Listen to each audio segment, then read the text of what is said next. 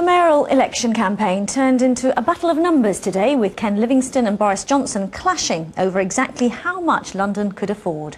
As Labour launched their manifesto saying they'd help Londoners in hard times, the Conservatives published a dossier claiming that many of Ken Livingstone's promises are unaffordable. Our political editor, Tim Donovan, reports. We're negotiating With the Labour leader joining him, Ken Livingstone today unveiled an online cost calculator to show how he could help Londoners.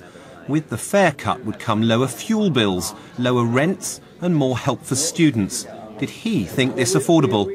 all of those things. They're costed, affordable proposals, and they reflect the priorities of somebody who wants to be mayor for the 99% of London, not just for the top 1%. Boris Johnson's campaign responded with a dossier claiming the cost of Livingstone would, excluding fares, be £1 billion over 4 years, equating to £348 on the average council tax bill. So how would the Labour candidate fund the promises? The Conservatives say restoring the educational maintenance allowance would cost £220 million over 4 years. Labour say it's money already held by colleges, it just needs to be allocated centrally. His policing promises would cost another £220 million. Labour has no detailed funding of this yet, citing so far some savings to police chauffeurs and first-class travel and the like. A new lettings agency to reduce private rents would, say the Tories, cost £130 million. No, says Labour, it would just be some admin costs to sign up and monitor existing estate agents. Are you concerned that Londoners may think, yes, that would be a good idea in good times, but actually they know it's just not possible at the moment? This is a good idea in the worst times. We've done this because these are the worst of times.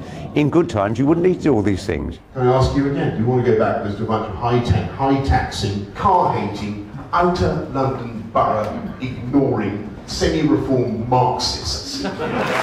In Romford today, he drummed his message home, but are his claims fair?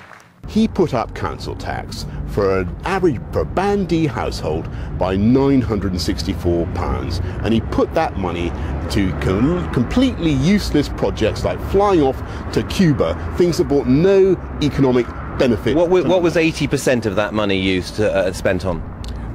A large proportion of it went on the police budget, as indeed we've continued to do, and I'm very proud. Legitimate spending by him then? And I'm very proud to say that legitimate? We've increased police numbers by 1,000. Cost of living or cost effectiveness, diverging views amounting to Livingstone saying he can do more and Johnson saying it's unaffordable. Tim Donovan, BBC London News.